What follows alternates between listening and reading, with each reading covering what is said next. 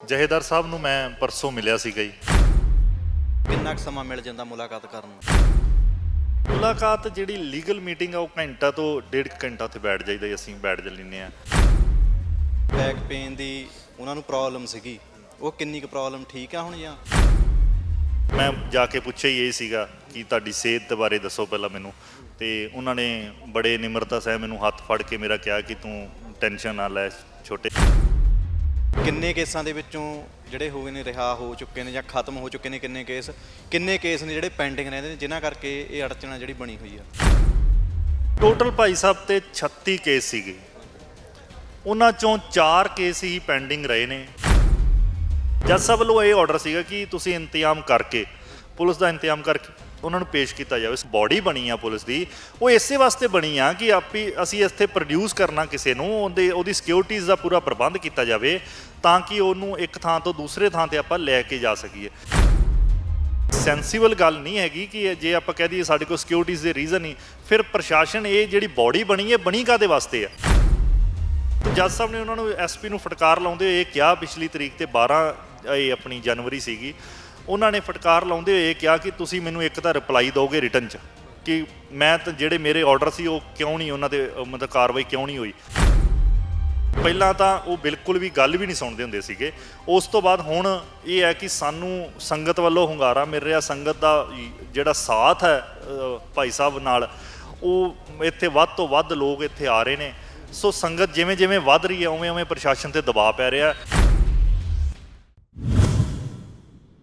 ਤਾਂ ਕੌਮੀ ਇਨਸਾਫ ਮੋਰਚੇ ਤੇ ਲਗਾਤਾਰ ਅਸੀਂ ਜੁੜੇ ਹੋਏ ਹਾਂ ਤੁਹਾਡੇ ਨਾਲ, ਤੇ ਸਾਡੇ ਨਾਲ ਨੇ ਜਥੇਦਾਰ ਜਗਤਾਰ ਸਿੰਘ ਹਵਾਰਾ ਦੇ ਜਿਹੜੇ ਲਾਇਰ ਨੇ, ਉਹਨਾਂ ਨੂੰ ਮਿਲ ਕੇ ਆਏ ਨੇ, ਮੁਲਾਕਾਤ ਕਰਕੇ ਆਏ ਨੇ, ਗੱਲਬਾਤ ਕਰਦੇ ਹਾਂ। ਬਾਈ ਜੀ, ਵਾਹਿਗੁਰੂ ਜੀ ਕਾ ਖਾਲਸਾ, ਵਾਹਿਗੁਰੂ ਜੀ ਕੀ ਫਤਿਹ। ਵਾਹਿਗੁਰੂ ਜੀ ਕਾ ਖਾਲਸਾ, ਵਾਹਿਗੁਰੂ ਜੀ ਕੀ ਫਤਿਹ। ਜਥੇਦਾਰ ਸਾਹਿਬ ਨਾਲ ਗੱਲਬਾਤ ਕਰਕੇ ਆਏ ਹੋ, ਕੀ ਗੱਲਬਾਤ ਹੋਈ, ਕੀ ਸੰਦੇਸ਼ ਦਿੱਤਾ ਉਹਨਾਂ ਨੇ? ਸਭ ਤੋਂ ਪਹਿਲਾਂ ਤਾਂ ਮੈਂ ਸੰਗਤ ਨੂੰ ਉਹਨਾਂ ਵੱਲੋਂ ਬੁਲਾਈ ਫਤਿਹ ਸਾਂਝੀ ਕਰਦਾ ਹਾਂ। ਵਾਹਿਗੁਰੂ ਜੀ ਕਾ ਖਾਲਸਾ, ਵਾਹਿਗੁਰੂ ਜੀ ਕੀ ਫਤਿਹ। ਜਹੇਦਾਰ ਸਾਹਿਬ ਨੂੰ ਮੈਂ ਪਰਸੋਂ ਮਿਲਿਆ ਸੀਗਾ ਜੀ, ਉਹਨਾਂ ਨੂੰ ਇਹਨਾਂ ਬਾਰੇ ਸਾਰਾ ਵੇਰਵਾ ਦਿੱਤਾ, ਜੋ ਮੋਰਚਾ ਚੱਲ ਰਿਹਾ ਪਹਿਲੇ ਦਿਨ ਤੋਂ ਲੈ ਕੇ ਹੁਣ ਤੱਕ ਜਿੰਨੀ ਡਿਟੇਲ ਆ ਸਾਰੀ ਡਿਟੇਲ ਦੱਸੀ ਗਈ ਉਹਨਾਂ ਨੂੰ।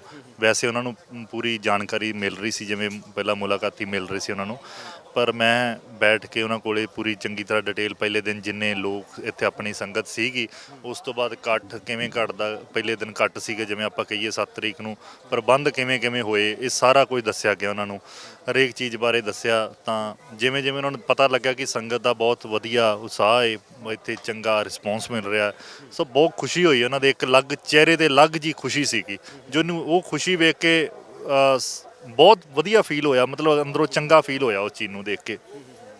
ਉਸ ਤੋਂ ਬਾਅਦ ਚੰਦ ਕੁ ਮਿੰਟ ਹੋਰ ਗੱਲਾਂ ਹੁੰਦੀਆਂ ਰਹੀਆਂ ਇਸ ਬਾਰੇ, ਤੇ ਉਸ ਤੋਂ ਬਾਅਦ ਉਹਨਾਂ ਨੇ ਕੁਝ ਹਦਾਇਤਾਂ ਕੀਤੀਆਂ, ਸਾਨੂੰ ਕੁਝ ਦੱਸਿਆ ਗਿਆ। ਤੇ ਪਹਿਲੀ ਹਦਾਇਤ ਉਹਨਾਂ ਨੂੰ ਸਾਨੂੰ ਇਹ ਕੀਤੀ ਗਈ, ਤੇ ਸੰਗਤ ਨੂੰ ਵੀ ਇਹਨਾਂ ਨੇ ਅਪੀਲ ਕੀਤੀ ਆ ਕਿ ਜਿਹੜੇ 4 ਮੁੱਦੇ ਮੇਨ ਨੇ ਉਹਨਾਂ ਮੁੱਦਿਆਂ 'ਤੇ ਇਹ ਜਿਹੜਾ ਮੋਰਚਾ ਲੱਗਾ ਆ ਉਹਨਾਂ ਮੁੱਦਿਆਂ 'ਤੇ ਹੀ ਰਵੇ, ਮੁੱਦਿਆਂ ਤੋਂ ਭਟਕਿਆ ਨਾ ਜਾਵੇ, ਮੁੱਦਿਆਂ ਤੋਂ ਬਿਨਾਂ ਹੋਰ ਕੋਈ ਗੱਲ ਨਾ ਕੀਤੀ ਜਾਵੇ, ਨਾ ਹੀ ਕੋਈ ਐਸਾ ਮੈਸੇਜ ਸੰਗਤ ਨੂੰ ਦਿੱਤਾ ਜਾਵੇ ਜਿਸ ਤੋਂ ਕੋਈ ਕੱਲ੍ਹ ਨੂੰ ਆਪੱਤੀ ਜਿਨ ਕੋਈ ਗੱਲ ਹੋਵੇ। ਸੋ ਮੁੱਦੇ ਜਿਹੜੇ ਹੈਗੇ ਉਹਨਾਂ 'ਤੇ ਹੀ ਗੱਲ ਕਰਦੇ ਰਹਿਣ।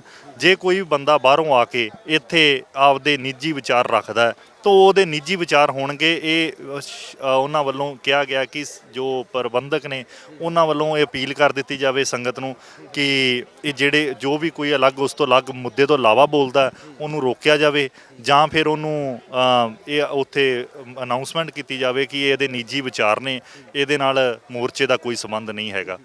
ਉਸ ਤੋਂ ਇਲਾਵਾ ਮੈਂ ਉਹਨਾਂ ਨੂੰ 26 ਜਨਵਰੀ ਬਾਰੇ ਦੱਸਿਆ। ਇੱਥੋਂ ਤੱਕ ਇਹ ਦੱਸਿਆ ਕਿ ਇੰਟੈਲੀਜੈਂਸ ਦੀ ਪਹਿਲਾਂ ਰਿਪੋਰਟ ਸੀ ਕਿ 7000 ਬੰਦਾ ਇਕੱਠਾ ਹੋ ਰਿਹਾ। ਸੋ ਜਦੋਂ ਉਹਨਾਂ ਨੂੰ ਦੱਸਿਆ ਗਿਆ ਕਿ 7000 ਨਹੀਂ, ਇੱਥੇ ਤਾਂ ਲੱਖਾਂ ਦੀ ਗਿਣਤੀ 'ਚ ਇਕੱਠ ਸੀਗਾ। ਜਿੱਥੇ 7000 ਇਕੱਲਾ ਲੋਕ ਕਹਿ ਰਹੇ ਸੀਗੇ, ਸੰਗਤ ਕਹਿ ਰਹੇ ਸੀਗੇ, ਉੱਥੇ ਇੰਟੈਲੀਜੈਂਸ ਦੀ ਸਾਨੂੰ ਬਾਅਦ 'ਚ ਇਹ ਰਿਪੋਰਟ ਆਈ ਸੀ ਕਿ 32 ਤੋਂ 35 ਹਜ਼ਾਰ ਇਕੱਲਾ ਵਹੀਕਲ ਆਇਆ ਸੀ ਇੱਥੇ। ਸੋ ਬਹੁਤ ਖੁਸ਼ ਹੋਏ, ਬੜਾ ਯੂਥ ਨਾਲ ਉਹਨਾਂ ਨੇ ਹੱਥ ਜੋੜ ਕੇ ਸ਼ੁਕਰਾਨਾ ਕਰਦੇ ਹੋਏ ਕਿਹਾ ਕਿ ਬਹੁਤ ਮੈਂ ਧੰਨਵਾਦੀ ਹਾਂ ਸਾਰੇ ਯੂਥ ਦਾ, ਹਰੇਕ ਵਰਗ ਨੂੰ, ਹਰੇਕ ਵਰਗ ਦਾ, ਹਰੇਕ ਬੰਦੇ ਦਾ, ਹਰੇਕ ਇਨਸਾਨ ਦਾ, ਚਾਹੇ ਉਹ ਬਜ਼ੁਰਗ ਹੋਣ, ਛੋਟੇ ਹੋਣ, ਮਾਵਾਂ ਹੋਣ, ਧੀਆਂ, ਛੋਟੇ ਬੱਚੀਆਂ, ਜਿਨ੍ਹਾਂ ਦੇ ਆਪਾਂ ਪਹਿਲੇ ਤੁਸੀਂ ਦੇਖਿਆ, ਤੁਸੀਂ ਆਪ ਰਿਕਵਰ ਕੀਤਾ ਕਿ 26 ਜਨਵਰੀ ਨੂੰ ਕਿੱਡਾ ਵੱਡਾ ਉਤਸ਼ਾਹ ਸੀਗਾ ਉਹਨਾਂ 'ਚ। ਸੋ ਇਸ ਚੀਜ਼ ਦਾ ਉਹਨਾਂ ਨੇ ਬਹੁਤ ਧੰਨਵਾਦ ਕੀਤਾ।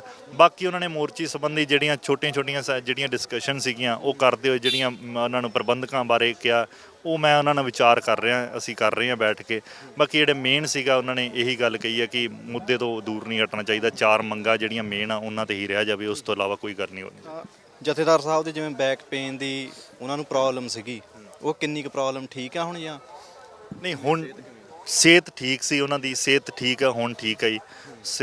ਸਭ ਤੋਂ ਮੈਂ ਜਾ ਕੇ ਪੁੱਛਿਆ ਹੀ ਇਹ ਸੀਗਾ ਕਿ ਤੁਹਾਡੀ ਸਿਹਤ ਦੇ ਬਾਰੇ ਦੱਸੋ ਪਹਿਲਾਂ ਮੈਨੂੰ, ਤੇ ਉਹਨਾਂ ਨੇ ਬੜੇ ਨਿਮਰਤਾ ਸਹਿ ਮੈਨੂੰ ਹੱਥ ਫੜ ਕੇ ਮੇਰਾ ਕਿਹਾ ਕਿ ਤੂੰ ਟੈਨਸ਼ਨ ਨਾ ਲੈ ਛੋਟੇ, ਕਿ ਮੈਂ ਸਹੀ ਹਾਂ ਬਿਲਕੁਲ ਤੂੰ।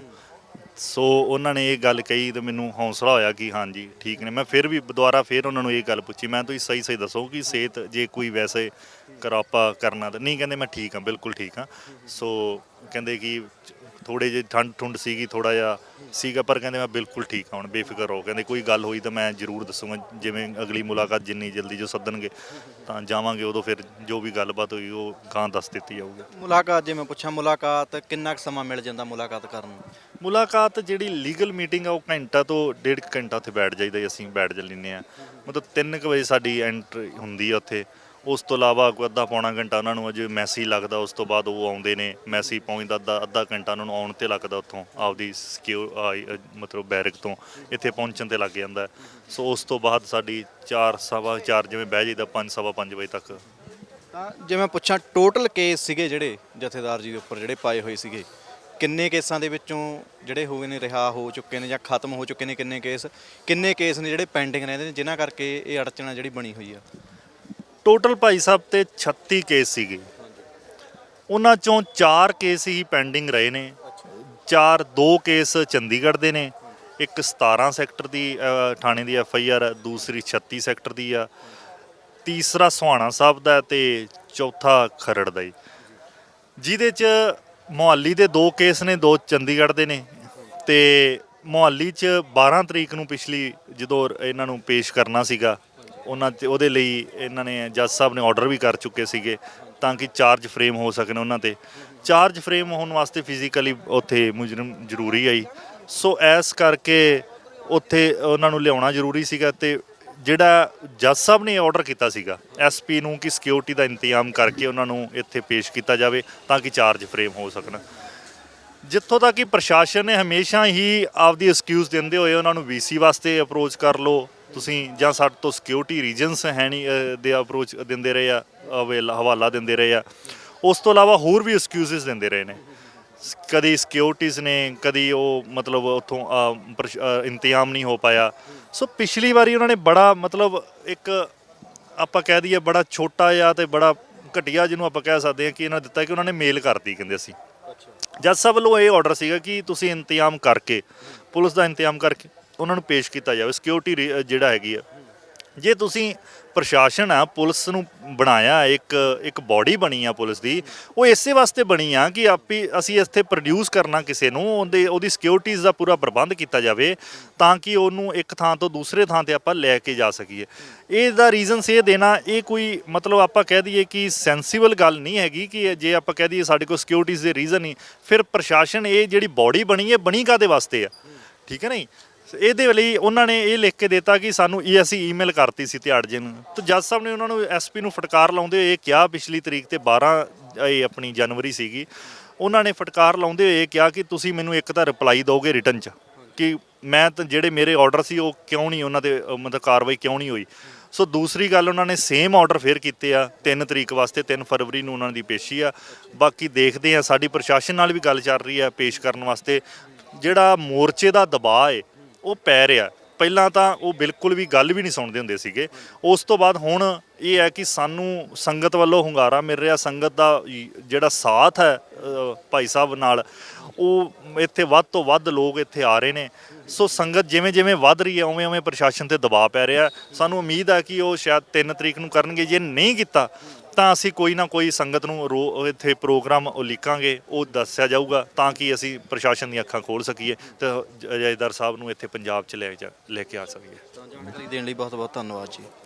ਤਾਂ ਇਹ ਜਥੇਦਾਰ ਜਗਤਾਰ ਸਿੰਘ ਹਵਾਰਾ ਦੇ ਵਕੀਲ ਸੀ, ਜਿਹੜੇ ਪਰਸੋਂ ਕਹਿੰਦੇ ਮੁਲਾਕਾਤ ਕਰਕੇ ਆਏ। ਤਾਂ ਜਥੇਦਾਰ ਸਾਹਿਬ ਦੀ ਜਿਹੜੀ ਸਿਹਤ ਆ ਉਹ ਵੀ ਬਿਲਕੁਲ ਠੀਕ ਆ, ਪਰ ਉਹਨਾਂ ਵੱਲੋਂ ਸੰਦੇਸ਼ ਵੀ ਆ ਜਿਹੜਾ ਸੰਗਤ ਨੂੰ ਉਹ ਵੀ ਦਿੱਤਾ ਗਿਆ ਤੇ ਖੁਸ਼ੀ ਵੀ ਆ ਵੀ ਸੰਗਤ ਆ ਜਿਹੜੀ ਇਸ ਮੋਰਚੇ ਦੇ ਵਿੱਚ ਹੁਮ-ਹੁਮਾ ਕੇ ਪਹੁੰਚ ਰਹੀ ਆ ਤੇ ਬੰਦੀ ਸਿੰਘਾਂ ਦਾ ਮੋਰਚਾ ਜਿਹੜਾ ਉਹ ਸਫਲ ਬਣਾ ਰਹੀ ਆ। ਕੈਮਰਾ ਪਰਸਨ ਗੁਰਸਾਹਿਬ ਸਿੰਘ ਦੇ ਨਾਲ ਮੈਂ Rajveer Singh, pro Punjab TV, SAS Nagar, Mohali.